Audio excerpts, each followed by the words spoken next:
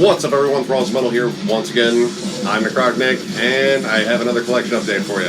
Once again, thanks for being sick. I gotta sit back and listen to a lot of music. This one has quite a few CDs in them, so I'm just gonna get right into it because there's a lot of cool shit here. Enforced, At the Walls.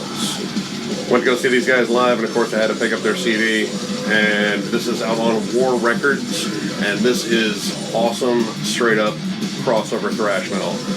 This is a sick album from start to finish. I really enjoy this. Nice raw production to it. Some really good Slayer-ish riffs all throughout too, but it definitely never abandons any of that hardcore punk sound that's in there too. Like, these songs are all absolute moshers. Really strong vocal delivery in here too. I love the guitar tone. Like, if you love thrash, chances are you really dig this. Awesome album. Definitely check it out. Cult of Luna, Dawn to Fear. This might be their best album, I'll be honest, right out of the gate. I love Cult of Luna. They're one of my favorite post-metal acts, and I think they've been consistently getting even better over these past few releases. I thought Vertical was one of their most exceptional releases as well. This even blows that out of the water. This is a 2-disc album too, and clock's almost 80 minutes, but I was never bored. Actually, all these songs are incredible on here. This is start to finish on both discs. Just amazing. Very layered, dense sound. Very heavy, but at the same time very calming almost. It's kind of a weird post-metal thing for me. Heavy, but somehow calming. I especially love the songs Nightwalkers, Inland Rain, and The Fall. Those three are probably my favorites on here, but I love all these tracks. It is amazing. Definitely check this out. I absolutely love it. If you love post-metal, you should dig it. Refused, War Music. This is their second album since they've recently got back together. Last one, Freedom, I thought was kind of a misfire. It was a little all over the place. The production was kind of overproduced on this one. This is a little more raw and sounds a little bit more like the Refused that I love. Shape of Punk to Come, I still adore that album. It is a genre bender across the board. This still feels really safe though. Lots of more accessible songs, but at the same time they're still pretty heavy though. These guys kind of walk a weird line between accessibility and it's still just too heavy for mass consumption. And it's not rife with all the experimentation as before. Like, you don't get a lot of the weird jazzy breakdowns that they did before. It kind of just comes off as heavy rock, though very politically inspired as they've always been. Music still seems a little too tame for them. But there's some really good songs here. I particularly like the last track on here. I thought that was a really solid ripper. And there's some really good catchy riffs on here too. It's just not quite where I want it to be, but that's just me. You might dig it, so check it out. Sorcery, Necessary Excess of Violence. This is the new Sorcery album. It's out on Extreme Music. It's straight up Swedish death metal. Fierce HM2 sound, maybe a little too rough. I think the mix on this is particularly rough. Both guitarists on here have their own tone very much. I think one sounds very straightforward, awesome, HM2. The other one is maybe a little bit too much gain on it, and it almost comes across as like TV static. So I really wasn't into that as much. Like, it's just a little too gritty in spots, and you really can't make out the riffs, because the riffs are pretty solid on this. The drums are really compressed, the bass is fairly audible, but there's, again, still really good songs on this. There's even some touches of melody, some stuff that remind me more of like the At the Gate side of Swedish metal. Pretty good album. Definitely recommend checking it out, especially if you're a fan of Swedish death metal. So yeah, check it out. High Command, Beyond the Wall of Desolation. This came out on Southern Lord, and I didn't get this at the show where Enforced and High Command were the acts, because I already had it. I just hadn't had a chance to listen to it, and after seeing it live, I absolutely had to, and this is a killer thrash metal album. It's decidedly more groovy, and honestly, this really takes a page from Metallica, but like Ride the Lightning Metallica. The guitar tone is exceptionally raw and crunchy on this. Drums sound fantastic on this too. This has a real nasty, old school Metallica bite to it that I really enjoyed. Vocals are decidedly more harsh, they're more screamed, but it's really awesome. There's really good groovy pockets throughout, tons of catchy riffs. Really dig this release. It is a lot of fun to jam, especially if you're an old school thrash fan. You should definitely find tons to like on this. Check it out. The Great Old Ones, Cosmicism. This is an amazing black metal, post metal, maybe a bit of death metal mix. Band from France with a huge hard-on for all things Lovecraftian. This is an incredible album. It is just very atmospheric and melodic and dense. Songwriting here is top-notch. Like, I really liked their previous album. I believe it was Yod, something like that. Again, another Lovecraft reference. And I thought that was really incredible. This even tops that. This is amazing songwriting from start to finish. Really good uses of chants in here and almost kind of shoegaze or black gaze moments in here. Lots of cool layered tremolo melodies, very dissonant. I love this. This is a solid album. Once again, I think they outdid themselves from their previous album, and I'm always down to hear more from these guys. This is awesome. Alright, another two that I picked up at that Enforce show was one from the opening band, Plague Years. And I have their self-titled album, or EP rather, and then their newest one, Unholy Infestation. Both these are really solid. This is really heavy, kind of groove-oriented thrash metal. Lots of Slayer worship on here, lots of Sepultura worship. I mean, when we saw them, they covered Desperate Cry, and that's one of my favorite Sepultura songs, so yeah.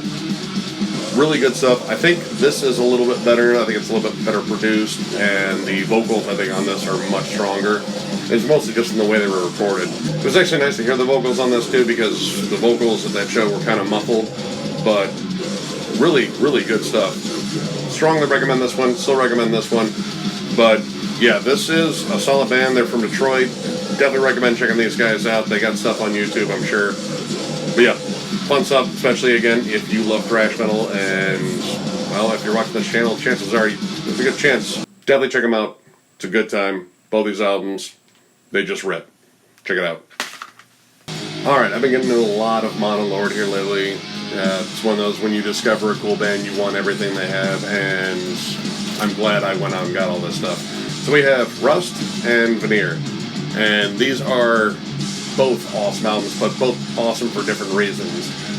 This is the most recent of the two here. This one was the one just before No Comfort, which I brought up in another collection update, and I thought that was an amazing album as well. This definitely was more of that transitional phase where they started getting a little bit more psychedelic, and this is a really good album, start to finish. I really dug it. This one, however, is, I think, quite possibly their heaviest album. The guitar and bass tone on here is absolutely sick, and the riffs are sledgehammer heavy, like incredible stuff. I love both of them, but I kind of favor this one just because of the pure raw heft of it. Both these are good. If you haven't jammed Monolord, definitely jam these guys. If you love sleep, more than likely you'll get into these guys. Check them out. Singularity, Place of Chains. This is a tech death band from Arizona. This is on Artisan Era Records, and it's pretty much straightforward tech death. It's actually kind of groovy and very keyboard laden, which I'm kind of hit or miss on keyboards, and the keyboards are very prominent across the board, but they're creative in how they use it. There's a lot of symphonic structure to this, and some of this really comes across as more pianos than keyboards, which I kind of liked. It was tasteful. It kind of gave it a classical sense amongst these blurs of riffs, time changes, and insane blast beats. I think the production's a little thin on it. It doesn't really scream very heavy, but it's very crystal clear, and you can hear every instrument very, very well on here. I'd say very comparable to a band like Veil of Panath or Gorod or maybe even The Faceless. Pretty decent stuff. I'm not the biggest tech metal fan, but I really liked a good chunk of this. I think there's some solid songwriting on here. All in all, pretty solid listen. Check it out, especially if you like tech death. Good stuff. Population Control, Death Toll. This is a crossover thrash band from Milwaukee, Wisconsin on Beer City Records / Skateboards. So they do both, which is pretty cool. Now, I was kind of shocked on this one when I heard the vocals. The vocals are almost kind of a black metal scream on here. And there are parts in here that get a little black metal, so this is almost a crossover thrash version of maybe Skeleton Witch. Really solid writing on here, like tons of cool riffs, and I like how they balance these really thrashy moments, which is pretty much most of the album, and then throwing these little flecks of black metal to kind of match up with the singer a bit, because the singer is this absolute monster on here, and he's very out in front. And definitely, to a degree, doesn't fit in the band, but I kind of like that because he really stands out on this, and it's a really cool contrast between the styles. Fun listen. It's a pretty short one, too. Like, it's, you know, straightforward, very short, angry songs, and I dug it. Like I said, if you love thrash, you'll probably like this. It's a good listen. Check it out. Cloak, The Burning Dawn. I was excited to hear that these guys are coming out with a new album. This is a black metal / maybe black and roll band from Atlanta, Georgia. And this is also out on Season of Mist, which they're having another great year. And this album, I think, might even be better than their first one, which I really, really enjoyed that one, too. The only thing that keeps them from being, like, I think more accessible is probably the fact that they're all harsh vocals on here, for the most part, which I don't mind at all. I think the vocals are really good, and the songwriting here is fantastic. Very melodic, very riff-driven. A lot of these songs have an anthemic quality. There's really good mix of acoustic parts in here. I didn't even mind the intro, and I generally bitch about intros, but the intro worked so perfectly, and it started building into an actual song, and then boom, you're into the first actual track on here, and it's fantastic. Start to finish, I really, really enjoyed this album, and I'm looking forward to more releases from these guys, because these guys have a really kick-ass sound overall. Check them out. Good stuff. Desert Sessions, Volumes 11 and 12. It has been since 2003 since Josh Ome from Queens of the Stone Age did another Desert Sessions, which is his rotating supergroup of different people that just come in and do these little jam sessions with him. And I was eager to check this one out because it's always an interesting listen. Inevitably, a lot of it ends up sounding like Queens of the Stone Age, but sometimes he gets a little bit outside of that. The opening track has Billy Gibbons doing vocals on what sounds like a straight-up new wave song. And among other guests, you have Les Claypool, Mike Kerr from Royal Blood, which I really like those guys, and actor Matt Berry, who some people might know from the show What We Do in Shadows, which is a fun little, almost mockumentary show about vampires. It's pretty hilarious. I've seen this guy in a lot of other things, and he just kind of comes into this weird spoken word bit on a really odd track in here called Chick Tweets. It kind of gets a little overly strange towards the end, but there's a lot of really cool songs in here, and it's definitely not metal, but it's really wild, and it's just kind of cool that these people just kind of got together just to jam out some oddball tracks. Fun stuff, definitely check it out. This is out on Matador Records, and yeah, who knows when he's going to do this again, so check it out.